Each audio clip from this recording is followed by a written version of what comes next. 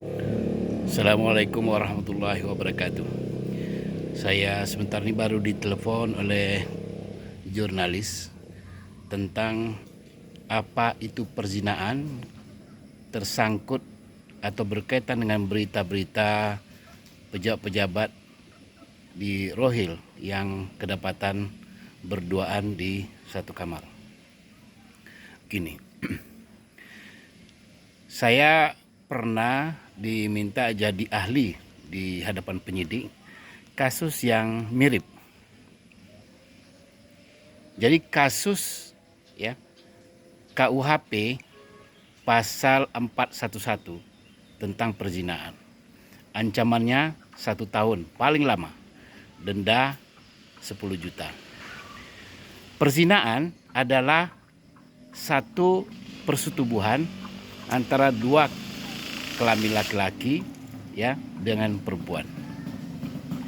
Maka kalau ada kasus yang ditemukan laki-laki perempuan di suatu tempat, katakanlah di kamar hotel ya, apakah bisa dikategorikan perzinaan?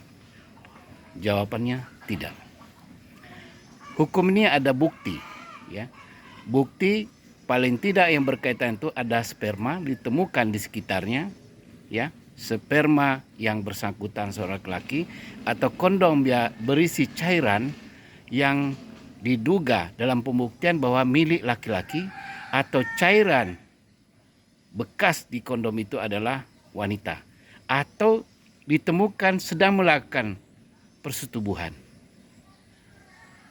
atau cairan-cairan lain ya, saat tanduk yang bergeser di situ di sekitar tubuhnya atau saat tanduk di kelamin perempuan, saat tanduk atau bulu yang ditemukan di kelamin atau sekitar kelamin wanita. Sepanjang itu tidak bisa ditemukan bahwa hal yang saya sebutkan tadi tidak masuk kategori perzinaan. Kalau begitu, ya, apakah setiap orang bisa dikatakan berzina? Secara hukum tidak.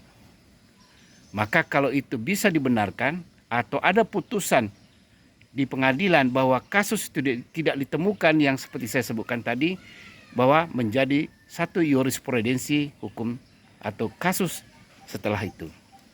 Makanya dalam kasus-kasus seperti ini ya, jaksa selalu menolak. Kenapa?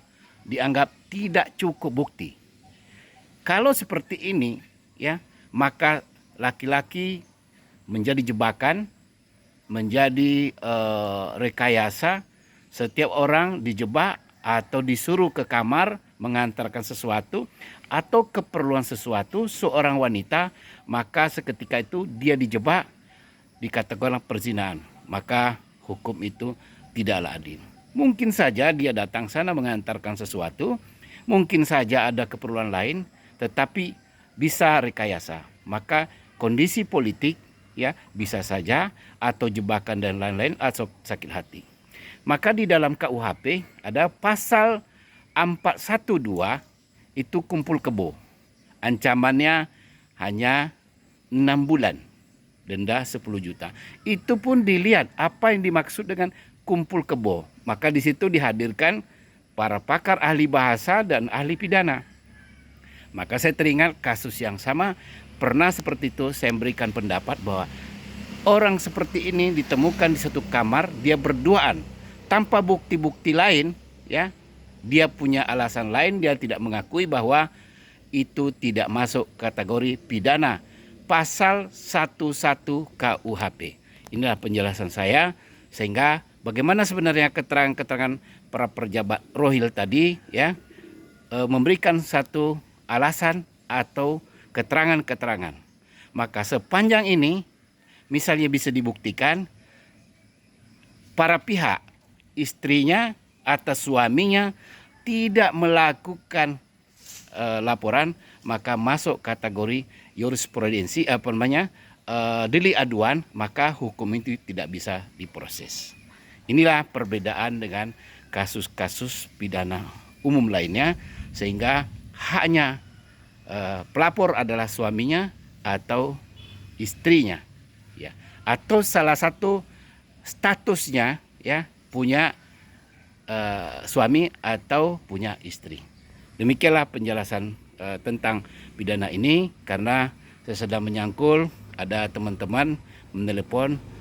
Bagus saya berikan penjelasan secara umum baik sebagai dosen pidana, dan kebetulan saya adalah ketua Mahupiki, ketua pidana dan kriminologi perguruan tinggi di Riau. Terima kasih, Dr. Yusuf Daeng.